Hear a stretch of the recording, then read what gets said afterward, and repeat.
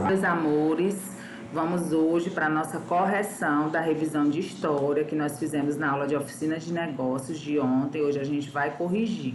E depois vocês vão copiar durante essa aula a revisão de ciências para ser corrigida amanhã, ok? Espero que todos tenham conseguido responder a revisão de história e a gente hoje vai só relembrar esse assunto, né? Só fixar ainda mais esse assunto. A primeira questão dizia assim: explique o que foi o Tratado de Tordesilhas. Foi um acordo entre Espanha e Portugal que dividiu as novas terras em dois hemisférios. Como a tia falou, era uma linha imaginária, né, um meridiano, uma linha de meridiano que passava, e a leste era de um país e a oeste é de outro país. Aquelas terras que foram sendo descobertas nessas localidades onde essa linha passava, era dividido entre Espanha e Portugal. Segunda, quais as cidades brasileiras que o meridiano de Tordesilhas passa por elas? Como esse meridiano passava na América do Sul, então ele passava dentro do Brasil. Passava em Belém, no Pará, e em Laguna, em Santa Catarina. Terceira, qual o tratado assinado em 1750? Nós vimos também que o Tratado de Tordesilhas ele teve duração até 1750, onde foi substituído pelo Tratado de Madrid, ok? Então, esse tratado veio substituir o Tratado de Tordesilhas.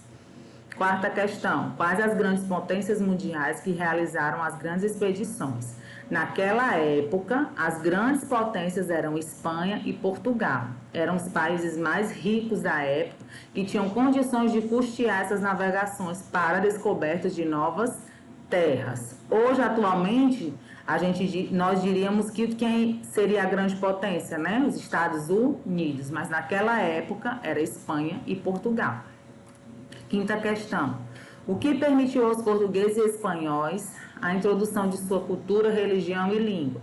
Tia Camila também falou que com o povoamento de Portugal aqui nas Novas Terras, eles trouxeram, né, algumas riquezas dos costumes dos povos deles que vieram somar com os nossos povos. Então, o que foi que permitiu? Foi o limite geográfico do tratado, porque o limite dava permissão a que eles viessem para nossas terras. E com isso eles trouxeram costumes, religião e a nossa língua, que hoje nós todos falamos português em homenagem a Portugal. Não é igual o português de Portugal, né? Nós fizemos algumas modificações, mas é em homenagem a Portugal. O que era a bula? A bula era um documento com regras gerais decididas pelo Papa. Naquela época não existia presidente. Quem definia seria os líderes, né, os chefes da família, como a gente falou no início. E o Papa ele tinha um grande poder, né, de decisões naquela época. A Igreja Católica era muito benquista. Então, os papas formavam, né, um documento que se chamava bula, que iam dizer as regras, né, o que é que cada povo poderia fazer, tá certo? Sétimo, por que a terra descoberta recebeu o nome de Brasil? Tia falou, em virtude da grande quantidade de árvores conhecidas como pau-brasil. Então, antes de se chamar Brasil, tiveram outros nomes. Porém, em homenagem, quando viram a quantidade de árvores que tinha aqui pau-brasil, eles resolveram homenagear essa árvore e colocaram o nome de Brasil. Oitavo, o que fez Pedro Álvares Cabral? Foi o comandante da expedição para as Índias, né? Ele comandou a expedição para as Índias. Pero Vaz de Caminha foi o escrivão da viagem, ele relatava tudo o que acontecia durante a viagem. Frei Henrique Soares de Coimbra foi quem celebrou a primeira missa. Era um representante da igreja que tinha na viagem, não é isso? Nona, quais os setores que o Estado controla? Aqui ele já está falando do Estado mais parecido com atualmente.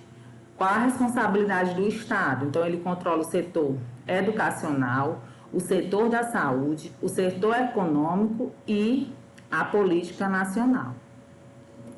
Décima, explique os três poderes e dê exemplo dos responsáveis por cada um. Nós temos o executivo, que administra e governa para o povo, que são os responsáveis por isso, presidente e os ministros.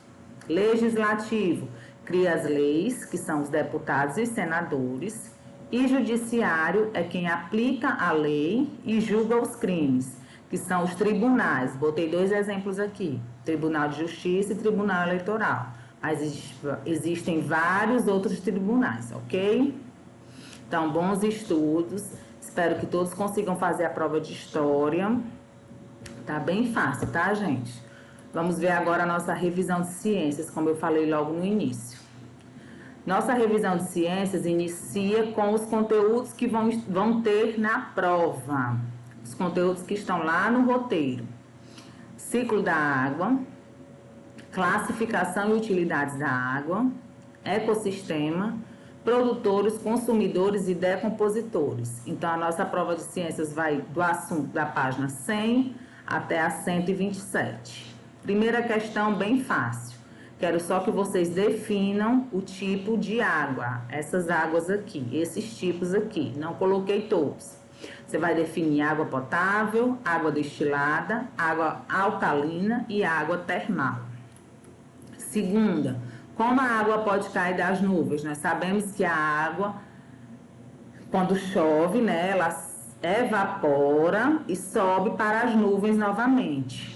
Como essa água pode cair lá das nuvens? Existem 2 formas, vocês vão colocar aí. Terceira, o que são lençóis freáticos ou subterrâneos? Né? Onde ficam esses lençóis? O que são eles? Acho que vocês já devem ter ouvido falar. Quarta questão, quais os processos do ciclo da água? Existem vários processos da água, né? A água pode o quê? Condensar, a água pode infiltrar, a água pode evaporar. Então, vocês vão dizer os processos do ciclo da água. Que é esse ciclo que ela faz, né? Quando ela volta lá para as nuvens, né? Ela desce a terra e volta. Sempre é feito esse ciclo.